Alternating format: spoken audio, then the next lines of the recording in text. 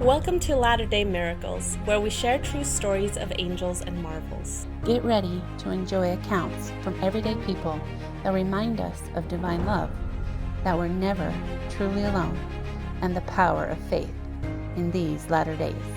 I'm Haley Hatch-Freeman. And I'm Misty Smith. Sit back, open your heart, and prepare to be inspired.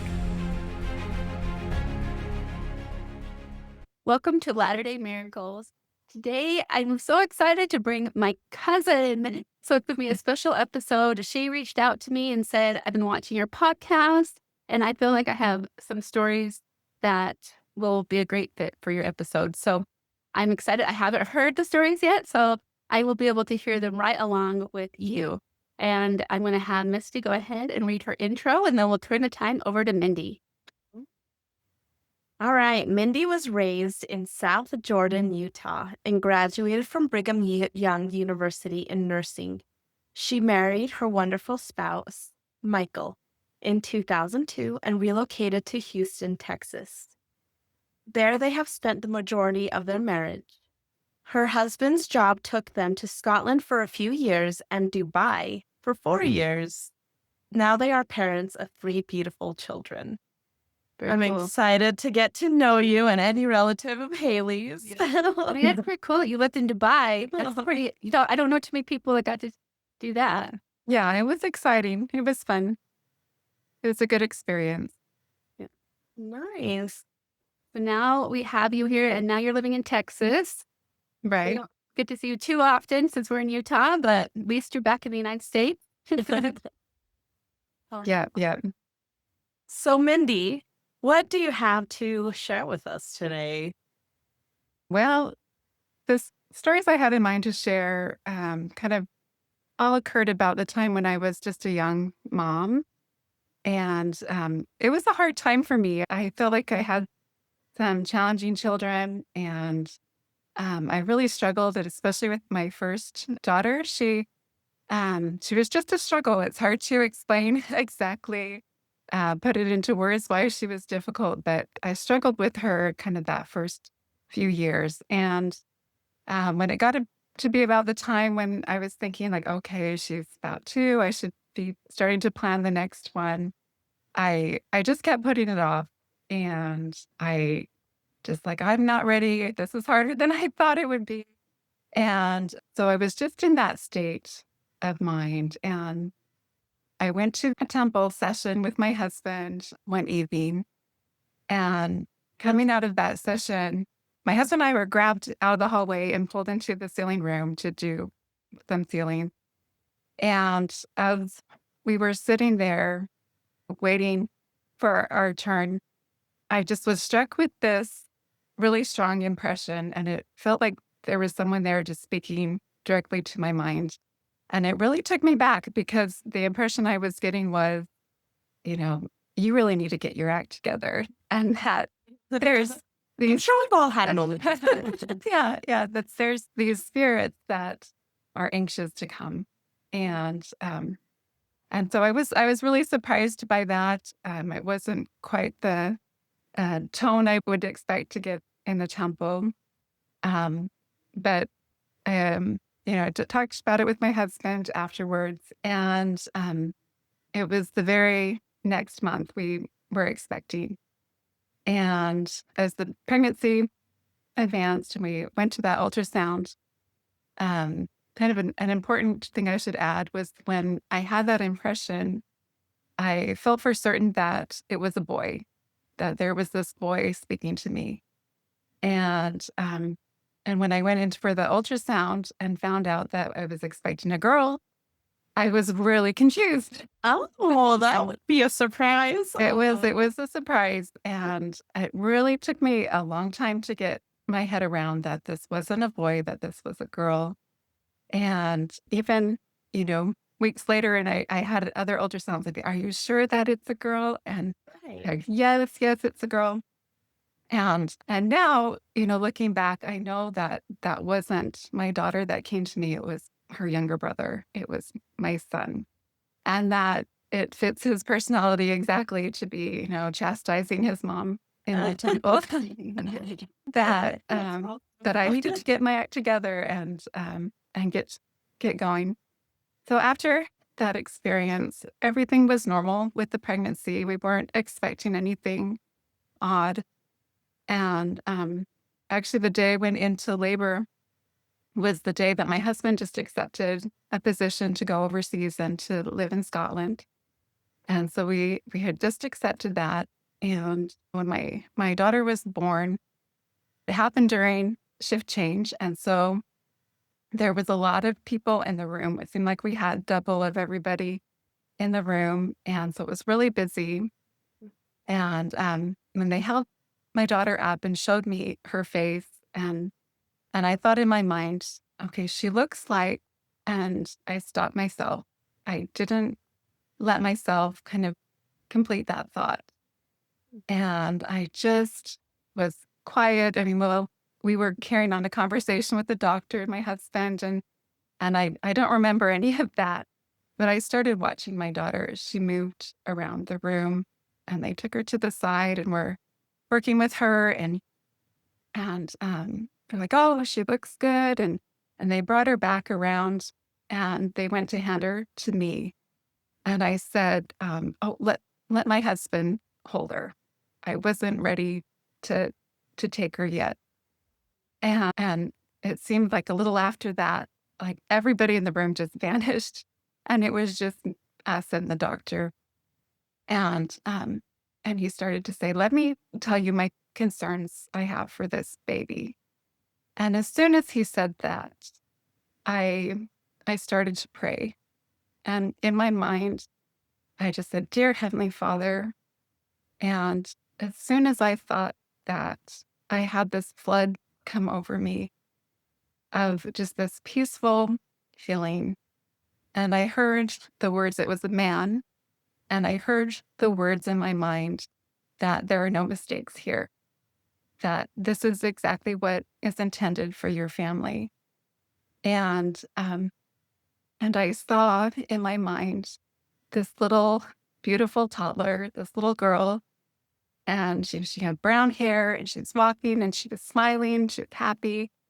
And I remember thinking, look, that she has brown hair. I'm sure she'll have blonde hair like her sister. And that's what I was thinking at the moment. But and the doctor explained to us at that time that she had Down syndrome. And so we were pretty stunned. And I felt bad that I had my husband hold her at that moment, because he said he almost dropped her, because he just was so unexpected. He didn't have any preparation, but I had a little bit of preparation because I recognized her features. It was really neat after that, because I felt so much peace and support. And there were so many, I think, small miracles that happened at that time. The doctor knew one of the nurse managers that was in my stake. And so he contacted her, and she let our ward know what was going on. And I don't think it would have taken us a long time to reach out. Like, we're pretty quiet, and we don't want to draw much attention, but it was really a blessing for us. And she was so kind and wonderful. She came in and checked on us, and she brought in a friend that had a child with Down syndrome to meet with us. And we just felt this outpouring of love and support. And not long after we met with the neonatologist, we were still in the hospital at this time, and they came in and spoke with us. And one of the first things that they said was that she may never walk, and that, she may never speak. She's never going to get married. She's not going to go to college. Wow. And I remember just really taking peace in that little glimpse I had of her as this walking and smiling toddler. And I knew that that it would be okay. And that I love the message you had, that there are no mistakes. yeah. I think we Yeah. can carry that message into a lot of things that are going on in our lives. There are no mistakes. Yeah. Yeah. So I took a lot of comfort from that. And so those were my first little two experiences. And the other experiences that I wanted to share happened with one with my son Aaron, and one with my daughter Tessa. Can I first go back to a report? So it shows she is walking and talking, or Oh, yes, and let's see. So she did really well as a child, as an infant, I should say. She met most of the milestones. She was at the very end of the milestones, but she would meeting them. wow, And so she did really well. We were concerned about, our move to Scotland, like right after she was born. But we felt that it would work out. And so when she was 2 months old, we made that move to Scotland, and it turned out to be really great, and really great for her. That I was really surprised at how wonderful their system was in supporting her and us. And so that turned out to be a big blessing for us. And so she was just a beautiful little toddler, I think. And she was much easier than her older sister. And so that was a blessing. But also, um, my mom and my sister came out for, several weeks at that time to help me. And one night, my mom had been staying up with Tessa, and the next morning, she told me, she's like, "There's a lot of women in this house," and I thought, well, yeah, but she's like, "No, I mean the grandmothers." She's like, "The grandmothers are here, and that they're concerned about this baby, and that they're circling her and us at that time." And so it was a neat time for us. Absolutely. I think that would be a shocker for any parent. I mean, I have close family that also went through a similar thing of having the baby come, and it's so exciting just to have a new baby, and then all these what you thought your life would be is just altered or shaken because of all of this information that you don't know if your life is going to play out the way they're telling you it's going to play out. I mean, I've been able to witness my sweet nephew, and he's the biggest lover as a Down syndrome little boy, and he's the cutest little guy. Um, and so I'm just curious, how's your daughter now that she's grown up and growing, and how are you? Yeah, she's doing well. She's 20 now, so Wow. it's amazing that she's that old now, but she's doing well, and she can carry on. Not quite a full conversation, but she'll answer in short sentences. So she's happy little girl. She's a joy for us. And that's definitely something I've noticed is those that have Down syndrome babies seem to have a lot of joy. Just joy is constantly around them, and who they talk to, who they love. It's just the sweetest thing when we've watched our sweet little nephew. He was connected with my husband. And when he connects with my husband sits there and just reads to him, and he just loves him. And he'll look at him and stroke my husband's beard and just love on him, follow him around. It's just full of love. This little baby, and I'm sure that's probably what your family witnessed, is a lot of love during that time, Yeah, right? yeah. She was so adorable when she was little, and she would always say hello to everybody, Yeah, and we'd go through the grocery stores, and she'd be hi, hiya, because that was kind of the greeting in Scotland, and she picked that up really fast, and she was just so friendly to everybody and tried to reach out to everybody. So How do you think that's helped you in your life, being able to witness or have comfort during a struggling time from a voice, right? And then did that change anything? Did that just comfort you through life? Has that helped you in any way, having a message? I think having that message that there are no mistakes has been a big comfort to me.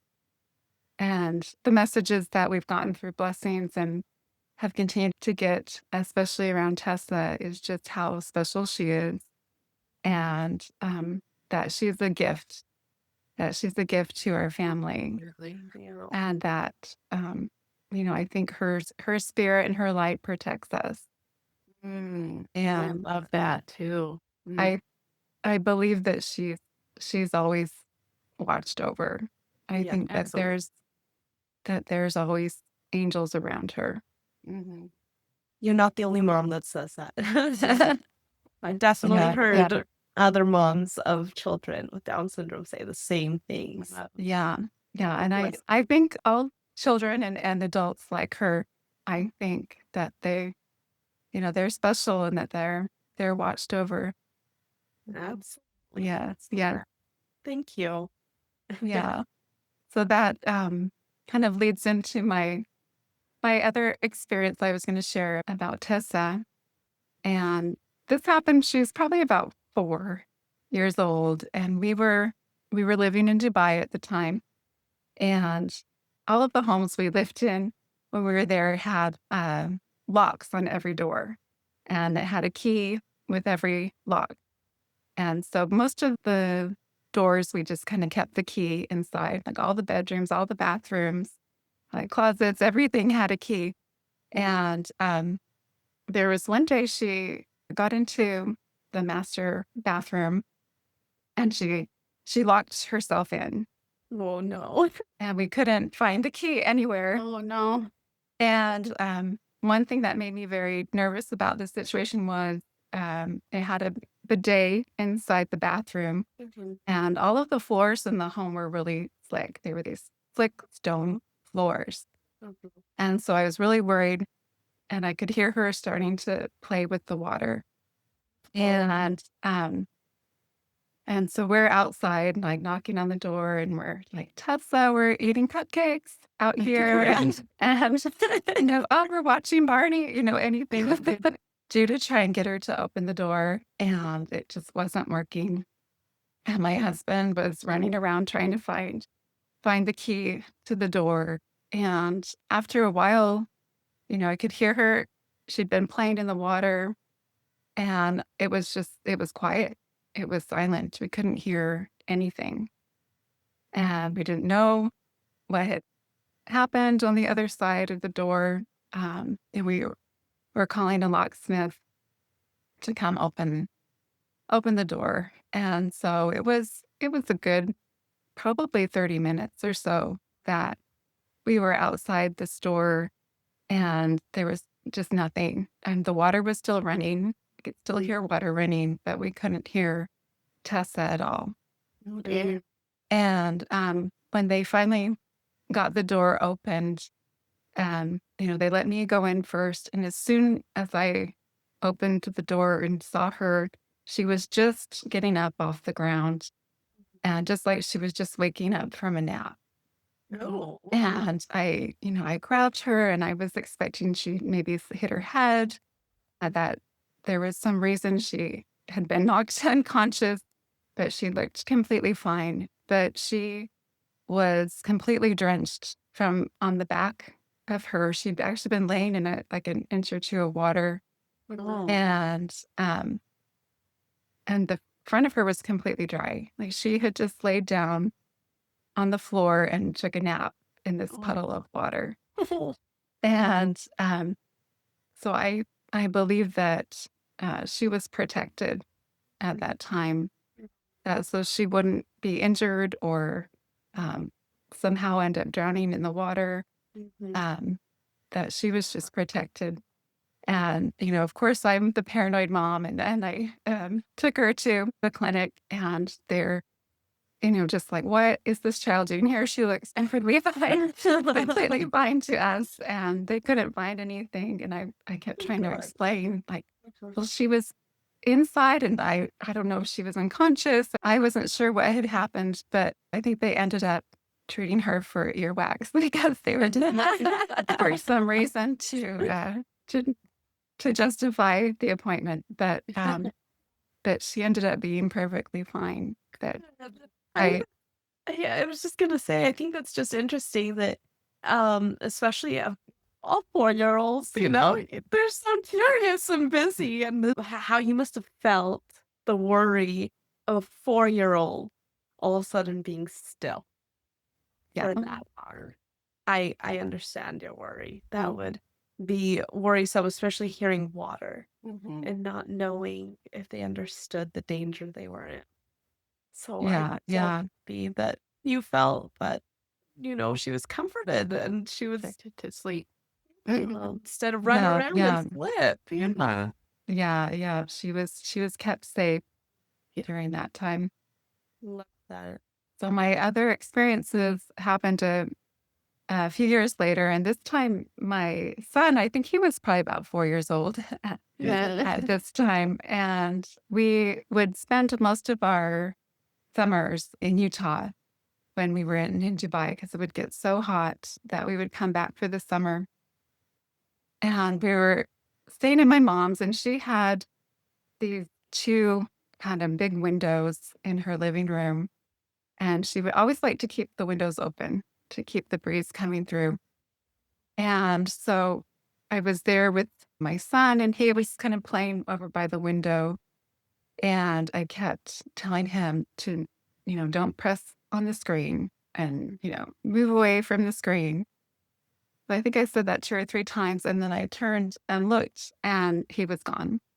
And the screen was gone. And so my first thought was, oh, I need to call an ambulance. And where can life flight land? Like, this was a pretty big fall, probably about 10 feet or so.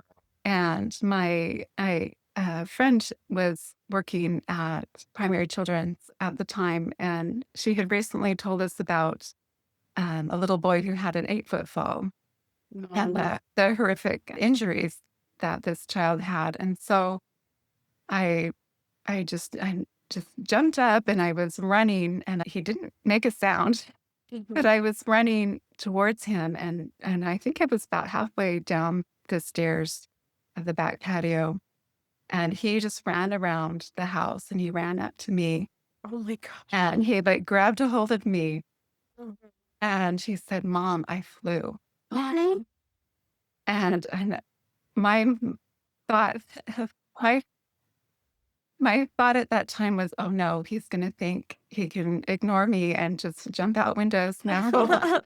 Because this was my wild little boy. He was very active and he seemed really pretty good. All I can say was I carried him up into the living room and I laid him on the couch, and he was pretty quiet for a little while. And I'm like, what do I do? Do I need to take him to the emergency room? Is he okay? He had a little bump on his back, like a little bruise and a scrape. And other than that, he seemed fine. Wow. And my mom came home shortly after that, and she said, she's a nurse, and she looked him over. She's like, he looks okay to me. Let's just keep an eye on him. And so he was quiet for maybe 20, 30 minutes, and then he just jumped up and started playing again. And yeah, and so I always have wondered who caught him Yeah. when he went out that window. And I went around and I inspected where he landed as I'm like looking up at the window and looking down. My mom has kind of this rock garden under that window. Oh wow. And there was like this big rock and a big rock and these kind of smaller rocks. And I'm like, the only way he could have landed was right in between these rocks without Right. being really injured. So he had to land just perfectly on his back, right in between these two rocks. He said even recently, he's like, yeah, I did feel like I just paused on the way out. Wow. And so I think he was definitely protected Oh, for sure. in that instant, going out that window. Wow. That poor you. It's scaring you. I know. And I was thinking about why I had these experiences when these kids were just a big challenge for me. Like they were, um, it's hard for me to put into words, but it seemed like I had two runners at the same time, and I had, um, just, it seemed like I couldn't go anywhere by myself. And we were really lucky that we were overseas at the time because I had a housemaid that was able to be in our home with us. And I think she really saved me those Yeah. 2 years, because these two little ones especially were just so busy. And I remember coming out of my bedroom once, and Tessa was trying to boost my little son up over the railing of the balcony. And I saw her doing that, trying to get him out a window too at the home. So like they Wow. were just they were a handful. That's all I could say. And sometimes I wonder, as a mom, we might not even realize how many times our kids have been saved and protected, and we've just been busy about our day and not realizing that they were protected and safe.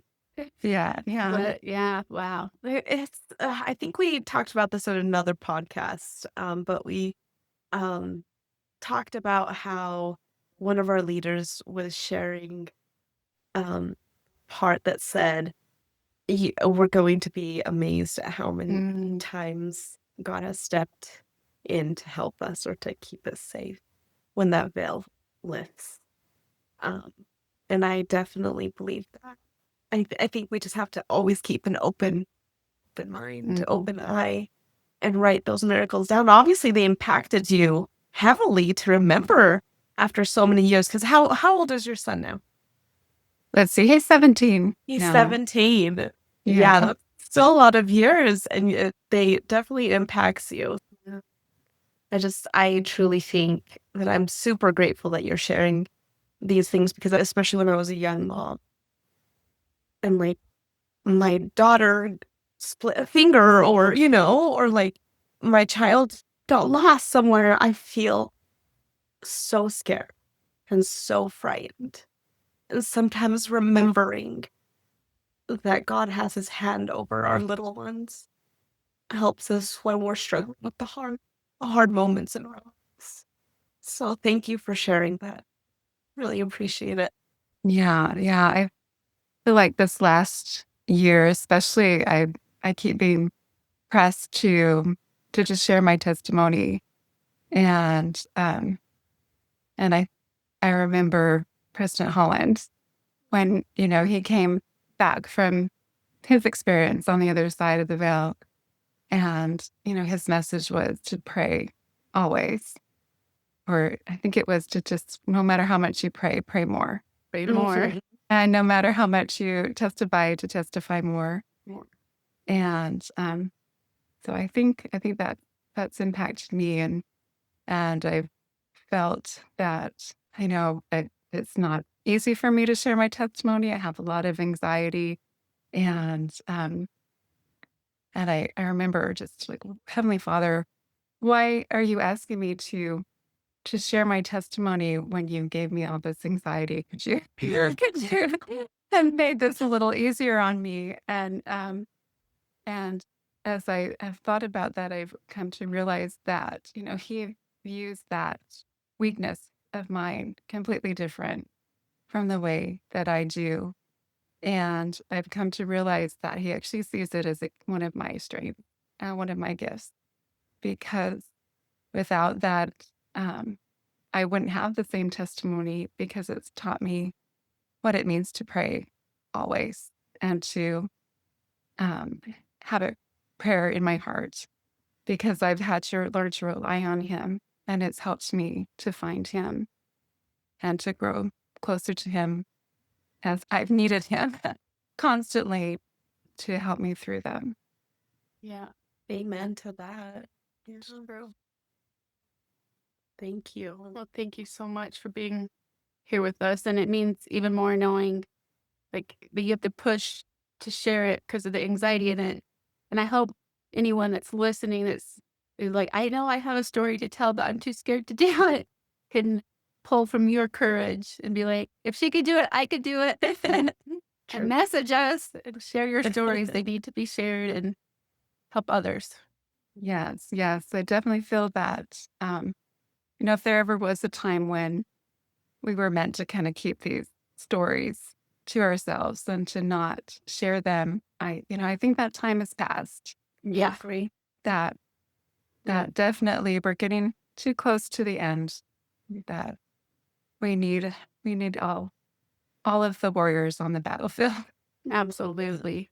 I agree. Yes, absolutely. Well, Mindy, do you have one big takeaway that you want people to hear when they hear your story, when they hear our stories? One thing that you really want them to know about you, about your family, about your faith? I think just that to know that you're never alone. And that, we may, those moments when we think that we're alone, we're not. And that there are, I think, family members on the other side that are very invested in what's going on in our lives, and that they're doing all that they can to help us. Yeah, absolutely. Amen. Thank you again for spending the time with us. It's been wonderful, and we felt the spirit, and we just appreciate you and hope that you have a good night. Well, thank you. And thank you for what you've shared. Thank you for joining us on Latter-day Miracles. If you have a miracle story that you feel inspired to share, we'd love to hear from you. Contact us on our website at latterdaymiracles.net or message us on social media. Until next time, keep your heart open to the miraculous, and may you feel the presence of angels in your everyday life.